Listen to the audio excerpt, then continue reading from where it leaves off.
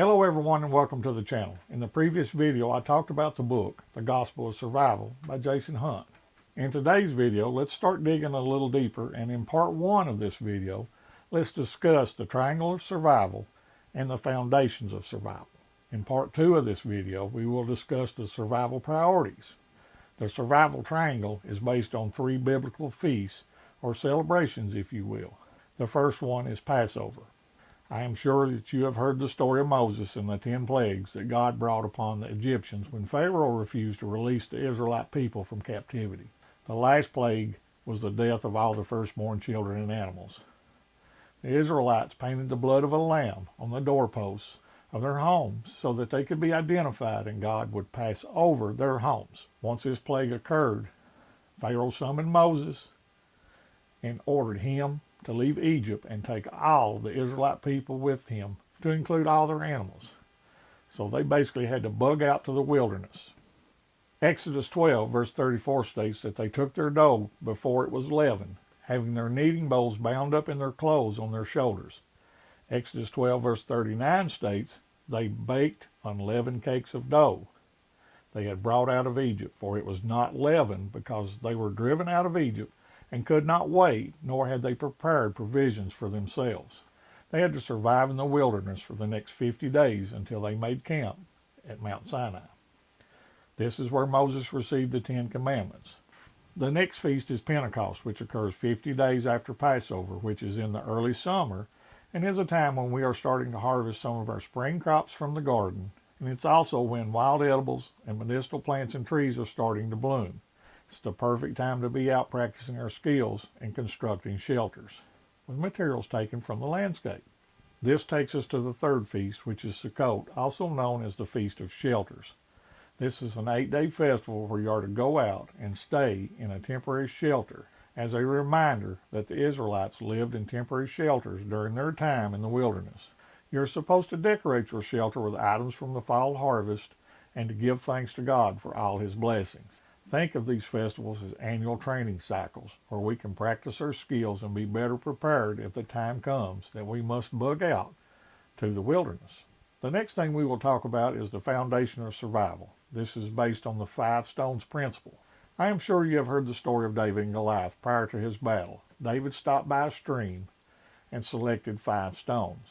He did not just pick up any 5 stones, but he selected 5 smooth stones that abraded over time by the movement of the water and the stones rubbing together. He wanted these stones as they would fly best when thrown from his sling. So our 5 stones would be safety, fire, water, shelter, and food. Think of this as your foundation on which to build all your skills. Jesus talked about the wise man and the foolish man in Matthew chapter 7, verse 24 through 27. Saying, Therefore, whoever heareth these sayings of mine and doeth them, I will liken him unto a wise man, who built his house upon a rock. And the rain descended, and the floods came, and the winds blew, and beat upon that house. And it fell not, for it was founded upon a rock. And every one that heareth these sayings of mine, and doeth them not, shall be likened unto the foolish man, which built his house upon the sand. The rain descended, the floods came, and the winds blew and beat upon that house, and it fell, and great was the fall of it.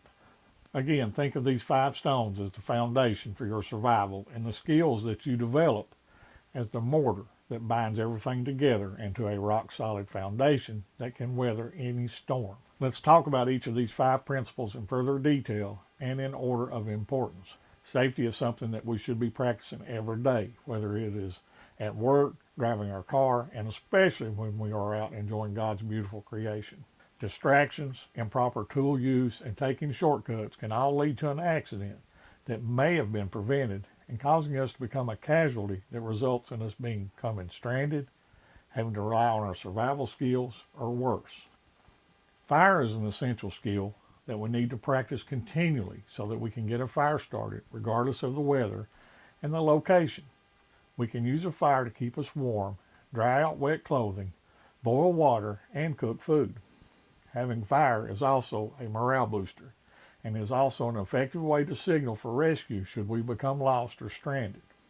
Water is necessary to sustain life, and it is essential that we understand how to collect water and several different methods for making it safe to drink and cook with. Shelter is something that we need to be able to construct quickly so that we can protect ourselves from the elements and to help maintain our core body temperature. And food is something that we must have for survival, so having the knowledge and skills to gather, process, and cook food, be it from hunting, trapping, fishing, or foraging, is a critical skill that we need to know and understand. If you find this video helpful, please hit the like button, leave a comment, and share it with others that may find it helpful as well.